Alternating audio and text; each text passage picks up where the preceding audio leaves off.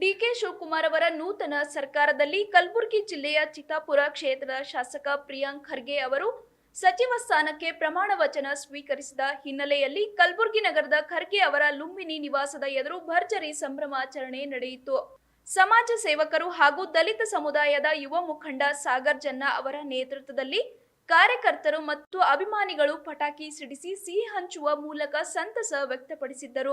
ಈ ಸಂದರ್ಭದಲ್ಲಿ ಪ್ರಿಯಾಂಕ್ ಖರ್ಗೆ ಅವರ ಸಚಿವ ಸ್ಥಾನವು ಕಲಬುರಗಿ ಜಿಲ್ಲೆಯ ಅಭಿವೃದ್ಧಿಗೆ ಮತ್ತಷ್ಟು ವೇಗ ನೀಡಲಿದ್ದು, ಜಿಲ್ಲೆಯ ಜನರ ನಿರೀಕ್ಷೆಗಳನ್ನು ಈಡೇರಿಸುವಲ್ಲಿ ಮಹತ್ವದ ಪಾತ್ರ ವಹಿಸಲಿದೆ ಎಂದು ಅಭಿಮಾನಿಗಳು ಅಭಿಪ್ರಾಯಪಟ್ಟರು. ಕಾರ್ಯಕ್ರಮದಲ್ಲಿ ಪ್ರಿಯಾಂಕ್ ಖರ್ಗೆ ಅಭಿಮಾನಿಗಳಾದ ಲಕ್ಷ್ಮಣ್ ಗೋಳ್ಗುಂಡ, ಸಿದ್ದು ದಿಕ್ಸಂಗಿ, ಗೌಸ್ ಪಟೇಲ್, ಸಿದ್ದಪ್ಪ ಹರಿಜನ್, ಲಕ್ಷ್ಮೀಪುತ್ರ ಸೇರಿದಂತೆ ಅನೇಕ ಮುಖಂಡರು, ಕಾರ್ಯಕರ್ತರು ಹಾಗೂ ಅಭಿಮಾನಿಗಳು ಉಪಸ್ಥಿತರಿದ್ದರು.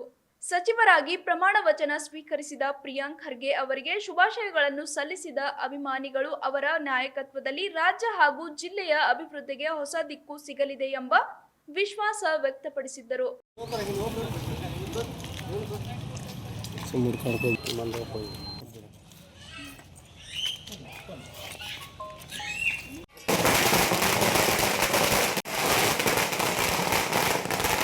ಇಂದು ಕರ್ನಾಟಕ ರಾಜ್ಯದ ನೂತನ ಮುಖ್ಯಮಂತ್ರಿಗಳಾಗಿ ಸನ್ಮಾನ್ಯ Shri D K Shivakumar sir ಅವರು ಪ್ರಮಾಣ ವಚನ ಸ್ವೀಕರಿಸಿರುತ್ತಾರೆ.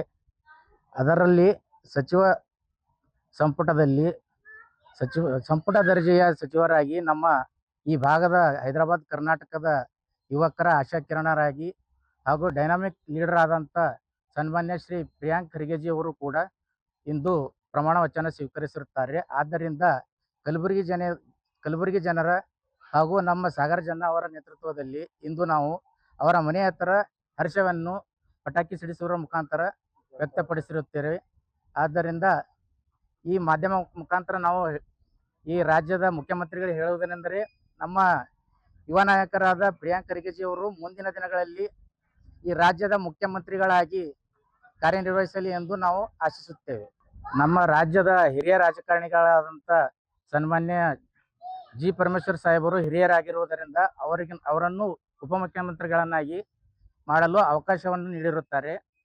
ಇನ್ನೂ ನಮ್ಮ ಪ್ರಿಯಾಂಕ್ ಖರ್ಗೆ ಸಾಹೇಬರಿಗೆ ಅವಕಾಶವಿದೆ. DCM ಹಾಗೂ CM ಆಗಲಿ ಎಂದು ನಾವು ಆಶಿಸುತ್ತೇವೆ. ಕಲ್ಯಾಣ ಕರ್ನಾಟಕದ ಈ ಭಾಗದ ಪ್ರಿಯಾಂಕ್ ಖರ್ಗೆ ಸಾಹೇಬರು ಇವತ್ತು ಸಚಿವ ಸಂಪುಟದಲ್ಲಿ ಪ್ರಮಾಣ ವಿಚಾರ ಅದು ತುಂಬ ನಮ್ಗೆ ಹೆಮ್ಮೆವಾದ ಇದೆ, ಹರ್ಷವಾದ ವಿಷಯ ಇದೆ. ಹರ್ಷವಾಗಿ ಇವತ್ತು ನಾವು ಪಟಾಕಿ ಸಿಡಿಸಿ ದೇವಸ್ಥಾನಕ್ಕೆಲ್ಲ ಹೋಗಿ ಇದು ಮಾಡಿದೆವು.